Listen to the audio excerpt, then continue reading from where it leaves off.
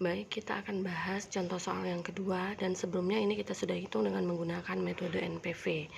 Ini dia pembahasan yang kita sudah lakukan dengan menggunakan metode NPV. Nih, disimpulkan bahwa investasinya dikatakan tidak layak karena memberikan kerugian sebesar 126,91 juta yang ekivalen dengan saat ini. Maka sekarang kita akan bahas ini dengan menggunakan metode annual ekivalen. Kita mulai kembali dengan membuatkan cash flow-nya.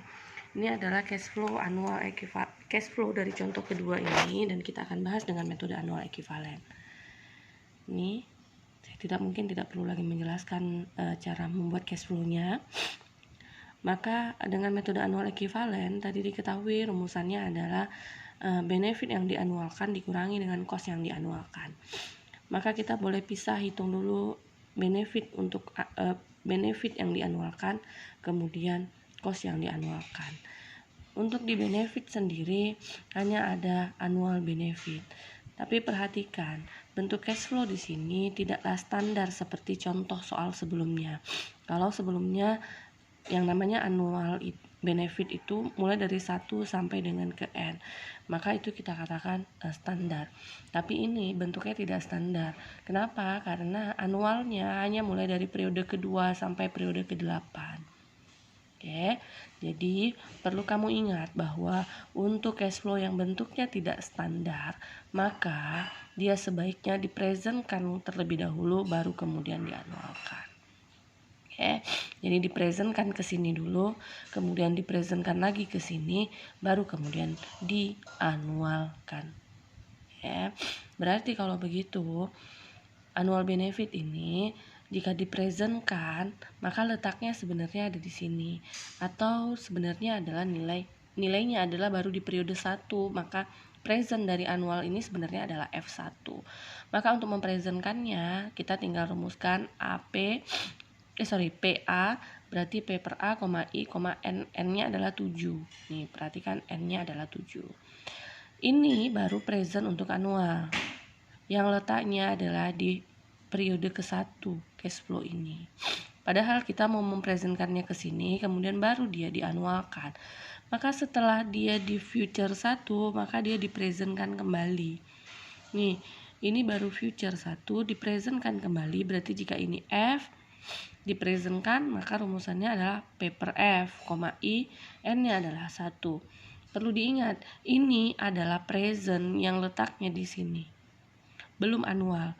Metode annual ekivalen berarti ini present di sini kita anualkan kembali ke sini dari 1 sampai ke 8. Maka berarti kalau ini annual, ini masih present, berarti kita tinggal hitung A per P, I, N-nya adalah 8.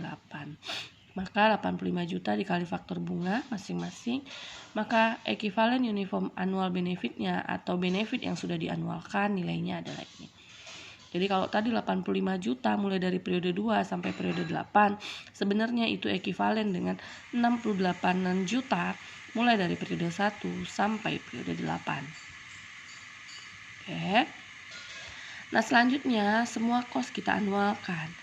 Perhatikan di sini ada present, di sini ada annual yang periodenya mulai dari 1 sampai 8, bentuknya sudah standar. Ada OH. OH ini untuk annual dia bukanlah future. Kenapa? Karena mungkin untuk periode 1 sampai 4 dia memang future, tapi untuk periode 5 sampai 6 sampai 8 dia adalah present. Sehingga kalau future-nya bukan terletak di FN, bukan di periode akhir periode investasi, maka dia harus dipresentkan dulu ke sini baru dianualkan. Lain halnya kalau future-nya sudah di sini, sudah di periode ke-8. Maka kalau future-nya sudah di periode ke-8, kamu bisa langsung anualkan dengan menggunakan rumus AF. Tapi kalau ini dia tidak di periode 8, maka dia harus dipresentkan dulu. Setelah dipresentkan baru dia dianualkan. Ya. Kemudian ada gradien lagi yang juga bentuknya nggak standar. Maka gradien ini perlu kamu presentkan ke sini, kemudian kamu presentkan lagi ke sini, baru kemudian kamu anualkan. Oke. Nah, Bagaimana caranya? Ya ini dia, ada investasi yang pertama. Investasi ini tadi dia letaknya di 0. Karena dia letak di 0 berarti dia sebagai present. Maka untuk menganualkannya ini tinggal AP, upper P, I, N. N-nya dari 8. Annual cost kenapa nggak perlu dikali faktor bunga? Karena dia sudah terdistribusi dari 1 sampai 8. Sudah anual. Lain dengan annual benefit ini, nggak sama. Annual benefit ini dia memang anual tapi tidak dari 1 sampai 8 sehingga dia perlu dianualkan kembali. Begini caranya. Tapi kalau annual cost dia sudah anual dari 1 sampai 8, maka dia hanya sebagai penjumlah saja, tidak ada faktor bunga lagi. Kemudian ada OH. OH itu tadi saya sudah sampaikan, dia adalah F2 bukan Fn. Kalau dia Fn, maka dia bisa langsung dianualkan. Tapi karena dia letaknya di periode di periode keempat, ya. Maka dia tidak bisa langsung dianualkan. Jadi dia harus dipresentkan dulu ke sini ke 0, baru kemudian dia dianualkan. Ya. Jadi OH ini sebagai F4 dipresentkan, maka berarti ini F dipresentkan berarti P per F, I, N-nya adalah 4. Ingat ini barulah sebagai P yang letaknya di sini. Maka kemudian P ini mesti dianualkan kembali. Ini A, ini P, maka A per P, I, N. Nah, selanjutnya gradien. Perhatikan nomor gradiennya. Nomor gradiennya ini 1-nya, ini 2-nya, ini 3-nya, 4-nya, 5-nya, ini 0-nya. Maka gradien ini perlu dipresentkan ke sini. Setelah dipresentkan ke sini, dipresentkan lagi ke sini baru dianualkan. Maka kalau begitu gradien ini dipresentkan menjadi P per G, I, N-nya adalah 5. Tapi lihat, dia ini baru presentnya gradien atau sebenarnya dia masih F3. Maka F3 ini perlu dipresentkan kembali ke 0.